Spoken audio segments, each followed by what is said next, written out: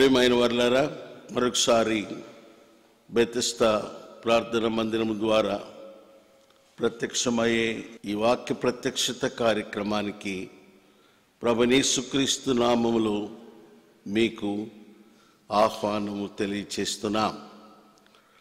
మరి ఈ గత 2 వారాలుగా మన అంశాన్ని ఆపి నూతన సంవత్సర వాగ్దానాల గురించి వర్తమానం ఇవ్వటం జరిగింది. ఈ వారం నుండి మరలా మన అంశమును కొనసాగిస్తున్నాం. అంశం ఏంటంటే బైబిల్లో కనుపరచబడిన దీవెనకరమైన కుటుంబాలు. మరి ఈ దినము అట్టి కుటుంబాలలో మరొకటి మొర్దెకై కుటుంబము. మొర్దెకై కుటుంబమును గురించి, ఆయన యొక్క కార్యముల గురించి, దైవభక్తిని గురించి, ఆయన యొక్క సమర్పణ, త్యాగము, నిష్ఠల గురించి ఎస్తేరు గ్రంథములో రాయబడింది. ఎస్తేరు గ్రంథము 2వ అధ్యాయము 5వ వచనము నుండి 10వ అధ్యాయం 3వ వచనం వరకు మరి ఈ మొర్దెకై కుటుంబాన్ని గురించి మనం చదువుకుంటాం. ఈ మొర్దెకై కుటుంబములో ఈ వాక్య భాగములో జరిగిన అంశాలన్నీ పారసీకపు రాజైన అహష్వేరోషు కాలములో జరిగినట్లుగా లేఖనాలు చెప్తున్నాయి.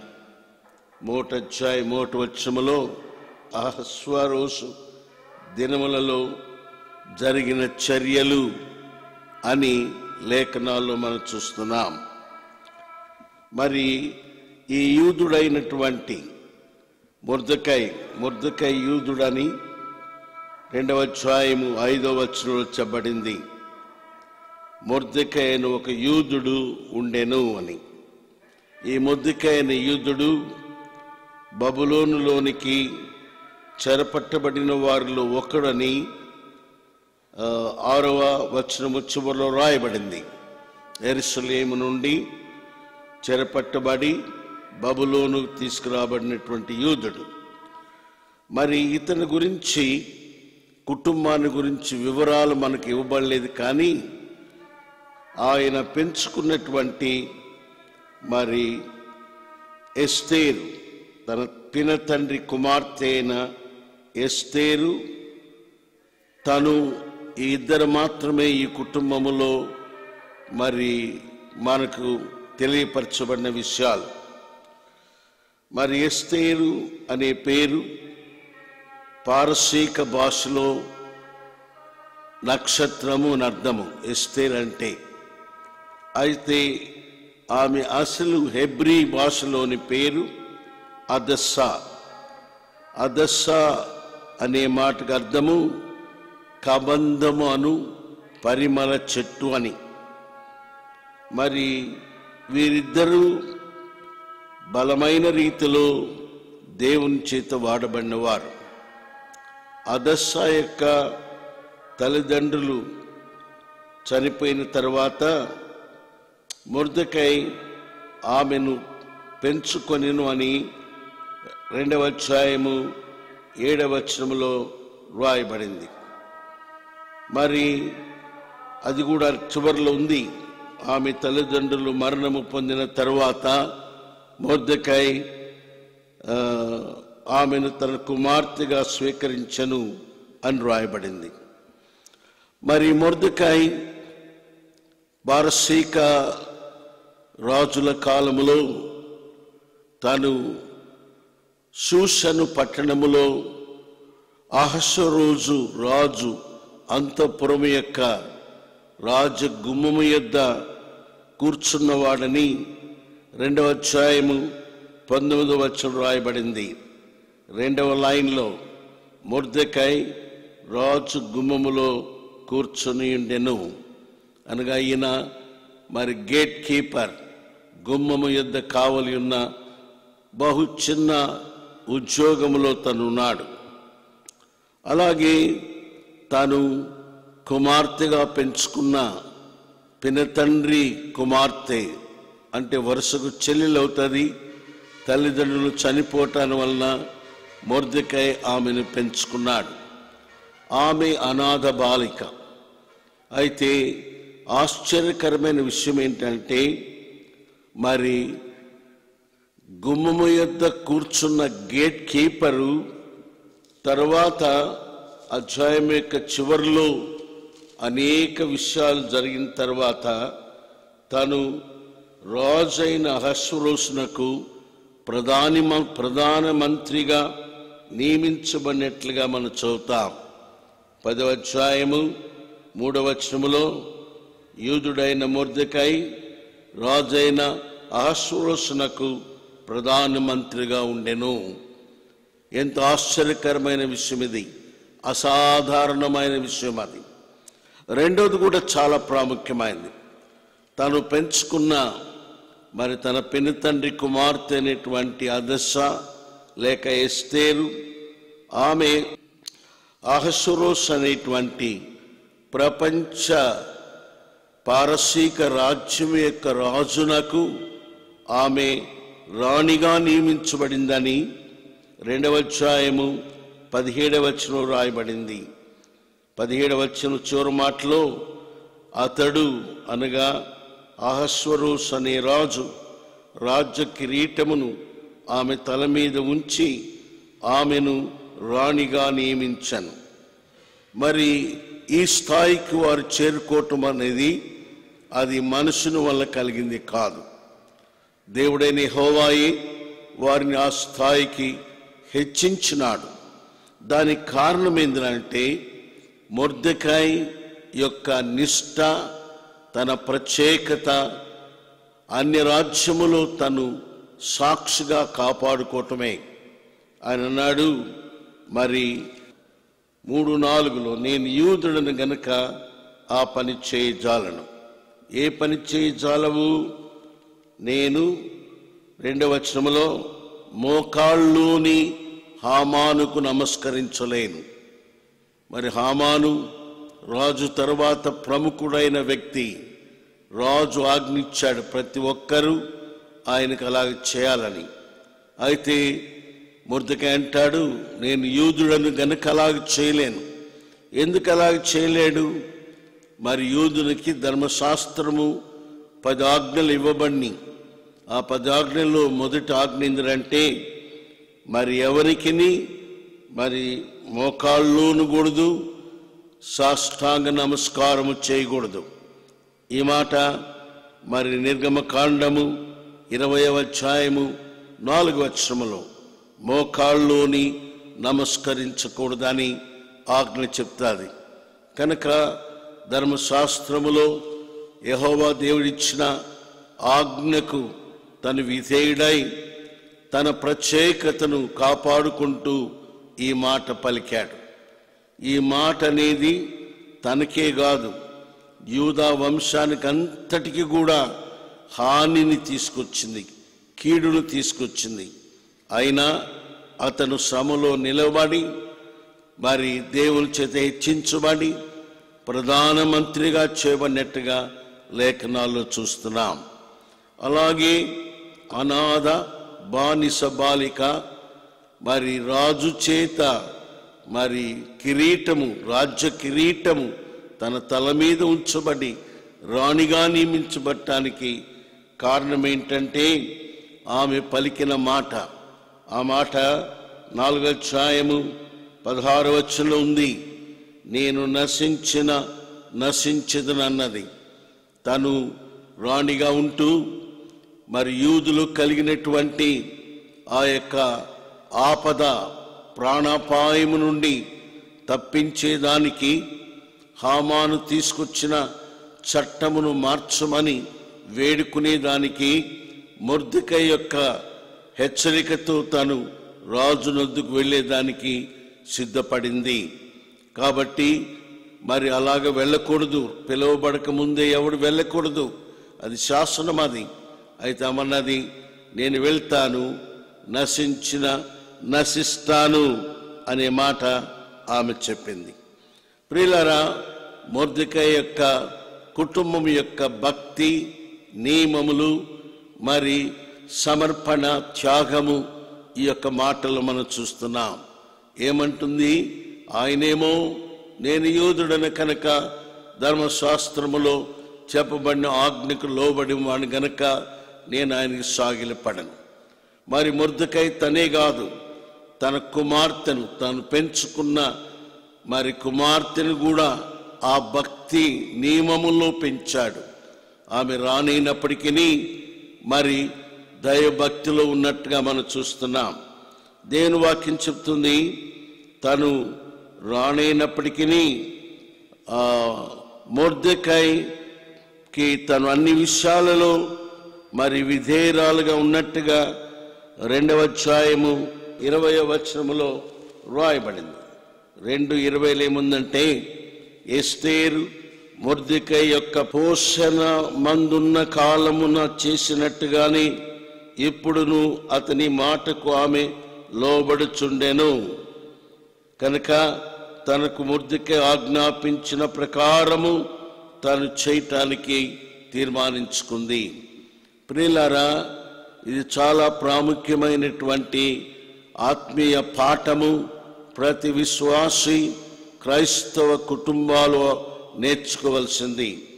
దేవుని వాక్యం చెప్తుంది, ఎస్తేరు మొర్దెకై యొక్క పోషణ కాలములో, పోషణ మందున్న కాలములో, ఆమె ఇప్పుడు అనాథ బాలిక, బానిస బాలిక, ఈ ఆధారం లేదు కాబట్టి మొర్దెకై పోషణ కింద ఉంది. అప్పుడు ఆయన మాట వినటం అనేది సహజమే. కానీ ఆమె అంత పెద్ద సామ్రాజ్యమునకు, అహష్వేరోషుకు రాణిగా మరి బంగారు కిరీటము ధరించిన స్థాయిలో కూడా ఆమె మరి మొర్దెకై మాట వినుచుండెను అని రాయబడింది. కాబట్టి ఆ కాలము చేసినట్టుగానే ఇప్పుడును అతని మాటకు ఆమె లోబడుచుండెను. ఈ దినాల్లో మరి మనం కూడా అలాగ పిల్లల్ని పెంచి అట్టి భక్తిలోనికి, విధేయతలోనికి తీసుకురావటం అనేది చాలా అవసరం ఉంది.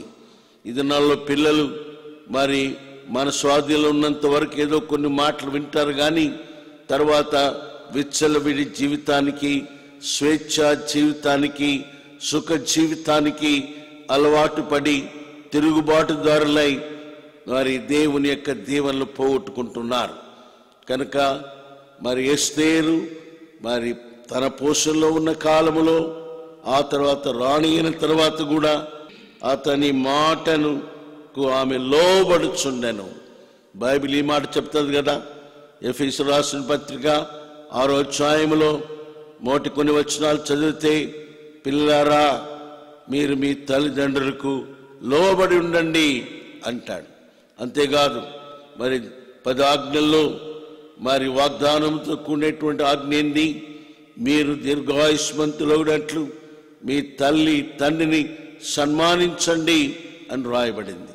కనుక ఈ రీతిగా మొర్దెకై కుటుంబము మరి మాదిరికరమైన కుటుంబంగా, మరి దీవెన నొందిన కుటుంబంగా బైబిల్లో మనం చూస్తున్నాం.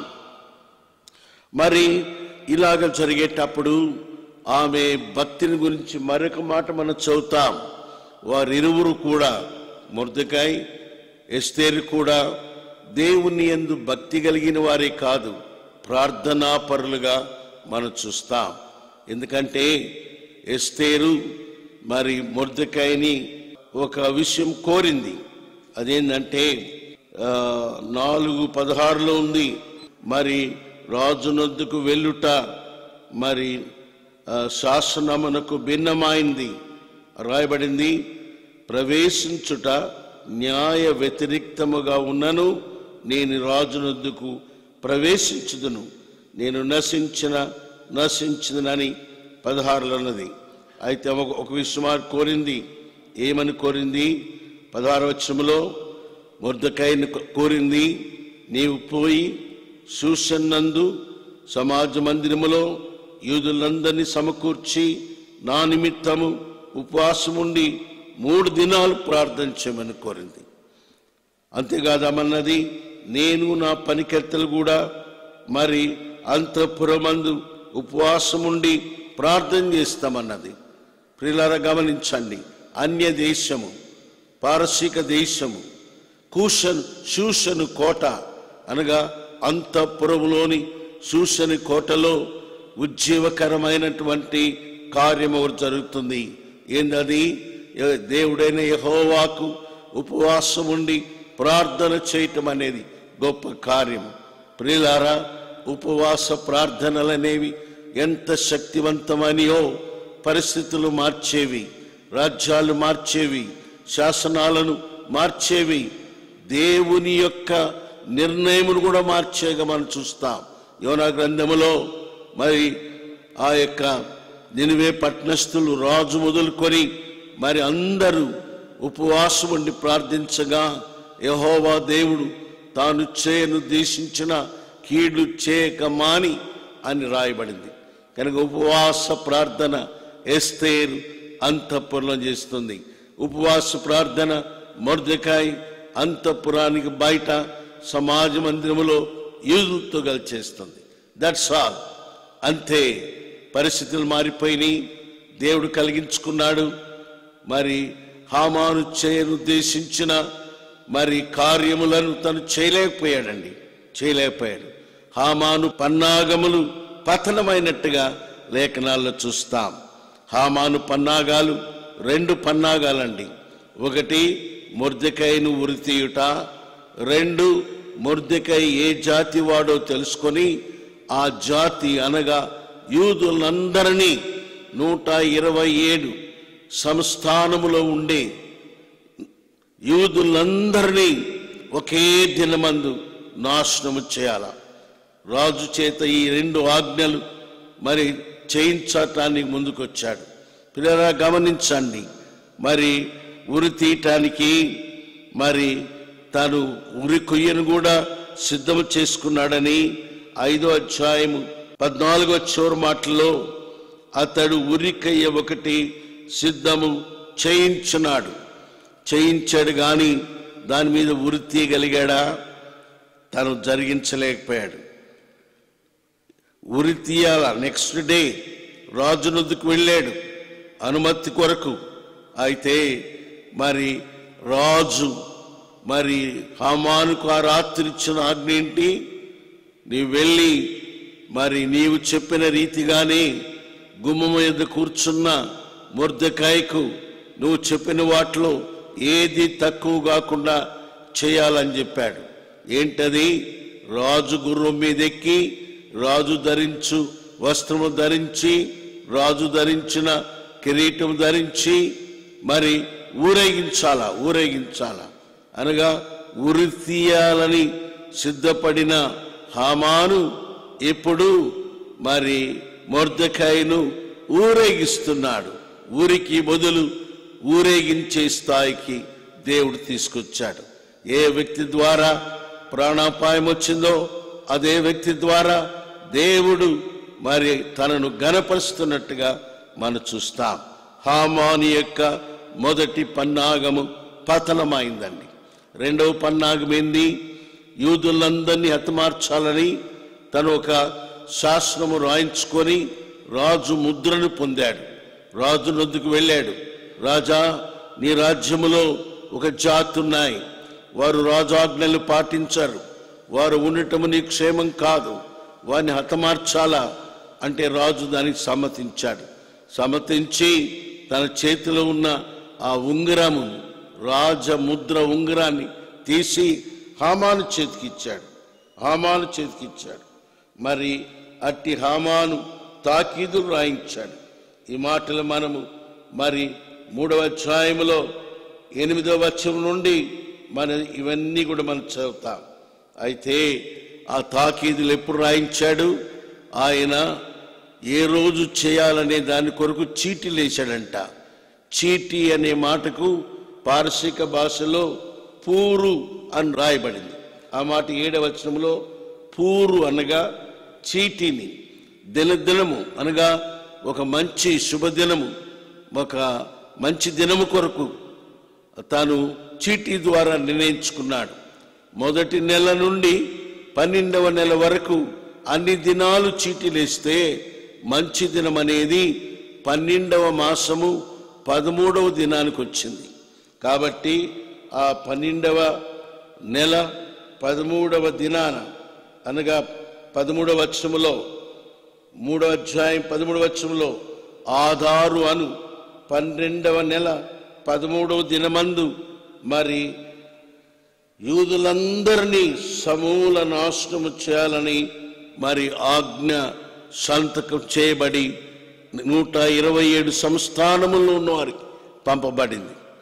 అయితే ఇది జరిగిందా? ఆ శాసనం అలా జరగలేదు. దానికి కారణము ఎస్తేరు రాజు వద్ద మనం చేసుకుంది. రాజు అన్నాడు, మరి మాదీయ పారసీకుల చట్ట ప్రకారము ఒకసారి రాజు ఆజ్ఞ అయిన తర్వాత ఎవరు కూడా దానిని మార్చలేరు. అయితే ఏం చేయాలా? ఆయన అన్నాడు, మరి 8వ అధ్యాయం 8లో రాయబడింది, మరి రాజు పేరిట రాయబడిన ఉంగరముతో ముద్రింపబడిన తాకీదును ఏ మానవుడు మార్చలేడు. అయితే మీకు ఇష్టమైతే మరి రాజు పేరిట యూదుల పక్షముగా మరొక తాకీదు రాయించి రాజు ఉగ్రముతో దాన్ని ముద్రించమన్నాడు. ఆ ఉంగరాన్ని హామాను చేతిలో నుంచి తీసి మరి మొర్దెకైకి ఇచ్చినట్టుగా కూడా దేవుని వాక్యములో మనం చూస్తాం. మరి మొర్దెకైకి అనగా 8వ అధ్యాయములో 2వ వచనములో రాజు హామాను చేతిలో నుండి తీసుకొనిన తన ఉంగరమును మొర్దెకైకి ఇచ్చాను. ఇప్పుడు మొర్దెకై మరొక శాసనము రాస్తున్నాడు. ఏంటా శాసనము? అదే దినమున అనగా ఆదారు మాసము 12వ నెల 13వ దినాన ఒక్క దినమందే యూదులందరినీ సంహరించాలనే శాసనము యొక్క స్థానములో మొర్దెకై మరొక శాసనము రాయించేదానికి రాజు అనుమతించాడు. అందుకొని మొర్దెకై అదే దినమందు వేరొక శాసనం రాయించాడు. ఆ శాసనములో మరి 8వ అధ్యాయము 11వ వచనములో 2వ లైన్లో ఒక్క దినమందే అనగా ఆదారు అను 12వ నెల 13వ దినమందే ప్రతి పట్టణమందు యూదులు కూడుకొని తమ ప్రాణములు కాపాడుకున్నటకు ఆయా ప్రదేశముల్లో ఉండి తమకు విరోధులకు మరి వారిని సంహరించుటకు మరి శాసనం బయలుదేరింది. రాయించాడు. మరి 127 సంస్థానానికి పంపించాడు. పిల్లలు గమనించండి. అనగా మొదటి శాసనము హామాను రాసింది, యూదులు సంహరించాలని. 2వ శాసనము మొర్దెకై రాసింది. మొర్దెకై రాసింది యూదులు తమ శత్రువులను అదే దినాన సంహరించాలని. ఎంత ఆశ్చర్యకరమైంది. కాబట్టి హామాను యొక్క మరి పన్నాగములలో 2వ పన్నాగము మరి పతనమైంది. దానికి బదులుగా భిన్నముగా మరి కార్యము జరిగినట్టుగా మనం చూస్తున్నాం. అందును బట్టి మరి మరి యూదులందరూ ఆ దినాన అనగా 12వ మాసము 13వ తారీఖున అందరూ కూడుకొని మరి పగవారిని మరి అదే దినమున వారు సంహరించినట్టుగా మనం చూస్తున్నాం. కాబట్టి మరి ఎప్పుడైతే 12వ నెల ఆదారు మాసములో 13వ తారీఖున వారు చంపబడవలసి ఉండగా మరి ఆ మాట మనం చూస్తాం. ఇక్కడ 9వ అధ్యాయములో 2వ లైన్లో ఆదారు అను 12వ నెల 13వ దినమున యూదులను జయింపగలమనుకొని పగవారు నిశ్చయించుకున్న దినముననే యూదులు తమ పగవారి మీద అధికారము పొందునట్లు అగుపడెను అని రాయబడింది. దేవుని యొక్క ఆశ్చర్య కార్యాలు చూడండి. కాబట్టి అలాగు వారు యూదులు తమ పగవారిని మరి ఆ దినమందే హతమార్చారు. ప్రియులారా గమనించండి. ఎప్పుడైతే ఆ కార్యం జరిగిందో మరి ఆ దిన మొర్దెకై ఎస్తేర్ ఇద్దరు కలిసి మరి ఆ దినమును సంతోషకరమైన దినంగా, శుభదినంగా, విందు దినంగా చేసుకోవాలని నిర్ణయించారు. ఈ మాట మరి 9వ అధ్యాయము 22వ వచనంలో ఉంది, 21 మధ్యలో ఉంది. ప్రతి సంవత్సరము మరి ఆధారు నెల యొక్క 14వ దినం 15వ దినము వారు శుభదినముగా విందు చేసుకొని సంతోషించాలని నిర్ణయించారు. అంటే అర్థమేంటి? 12వ నెల ఆధారు మాసము 13వ తారీఖున మరి యూదులు తమ శత్రువులు సంహరించారు. కాబట్టి మరి మొర్దెకాయి, ఎస్తేరు ఇద్దరు కలిసి మరి 14, 15 ఆ 2 దినాలు మరి పండుగ చేసుకోవాలి. 30వ వచనం ఉంది, యూదుడైన మొర్దెకాయిను రాణైన ఎస్తేరు యూదులకు నిర్ణయించి రాసి పంపించారు. ఏం రాశారు? 3వ వచనంలో ఆ పండుగ పేరు పూరీం అని పెట్టారు. పూరీం అను పండుగ దినము అంటే పూరు అను పేరును బట్టి 26లో రాయబడింది. కావున పూరు అను పేరును బట్టి పూరీము అనబడినంది. పూరీము పండుగ. ఈ పండుగను మరి 927లో ప్రతి సంవత్సరము తరతరములుగా అనుసరించాలా, జరిగించుకోవాలని రాశాడు. కాబట్టి యూదుల యొక్క చరిత్రలో మరొక పండుగ వచ్చింది. ఆ పండుగ పూరీము. పూరు అనే పేరులోంచి పూరీం వచ్చింది. ప్రియులారా, పూరీం అనే పండుగ ధర్మశాస్త్రంలో లేదు. లేవి కాండము 23వ అధ్యాయములో యెహోవా దేవుడు కొన్ని పండుగలు జరిగించమన్నాడు. ఆ లిస్టులో పూరీము లేదు. అయితే మరి మొర్దెకాయి, ఎస్తేరు కలిసి దేవుడు చేసిన కార్యాన్ని బట్టి శత్రువులను, వారిని చంపజూచిన శత్రువులను వీరే సంహరించేదానికి మరి ఆజ్ఞ బయలుదేరి అలాగ జరిగించబట్టు వలన ఈ పండుగ అనేది తీసుకురాబడింది. ఇప్పుడు యూదులు ప్రతి సంవత్సరము ఈ పూరీం అనే పండుగను జరిగించుకుంటారు. ఈ పూరీము పండుగ తీసుకురావటానికి కారణమైంది మొర్దెకాయి కుటుంబము. ఈ మొర్దెకాయి కుటుంబంలో మొర్దెకాయి తాను పెంచుకున్న కుమార్తె ఎస్తేరు. మరి వీరిద్దరూ దేవుని చేత బలంగా వాడబట్టానికి కారణము వారి భక్తి, వారి విశ్వాసము, వారి సమర్పణ, వారి త్యాగము. కాబట్టి ప్రియులారా, ఇలాంటి కుటుంబాలుగా మన కుటుంబాలుగా మరి జీవించి దేవుని చేత బలంగా వాడబడి దేవుని గొప్ప కార్యాలను మన మధ్యలో మన ప్రజలకు మరి జరిగించినట్లుగా దేవుడు మనకు సహాయము చేయనుగాక. ప్రార్థన చేసుకుందాం. ప్రేమగల పరిశుద్ధుడైన తండ్రి, మీరిచ్చిన ఈ మంచి సమయం కొరకాయ మీకు వందనాలు. బైబిల్లో కనపరిచిన మరి దేవుని చేత దీవించబడిన కుటుంబాలలో మరొక కుటుంబము మొర్దెకాయి కుటుంబంగా మేము చూచాం. మొర్దెకాయి, ఎస్తేరు కలిసి అన్య రాజ్యములో పారసీక రాజు క్రింద వారు నివసించి వారు మాత్రమే చించబట్టం కాకుండా మరి వారి ఇరువురు కలిసి యూదులైన మీ ప్రజలకు నా తండ్రి ఎంతో ప్రయోజనకరంగా వారి యొక్క మరణము నుండి, కీడు నుండి తప్పించుటకు వారు ప్రయాసపడ్డారు. తద్వారా మరి పండుగ చేసుకున్నారు. పూరీం పండుగ. పూరు అనే దినాల స్థానములో, పూరంటే మరి యూదులు సంహరించబడాల. ఆ దినాలు పూరు బదులు పూరీము అనగా పండుగ. అది యూదులు అన్యులను సంహరించినటువంటి, పగవారిని సంహరించిన దినాలుగా మరి 12వ మాసము ఆధార నెలలో 14, 15 తారీఖుల్లో. దేవా మీకు స్తోత్రాలు.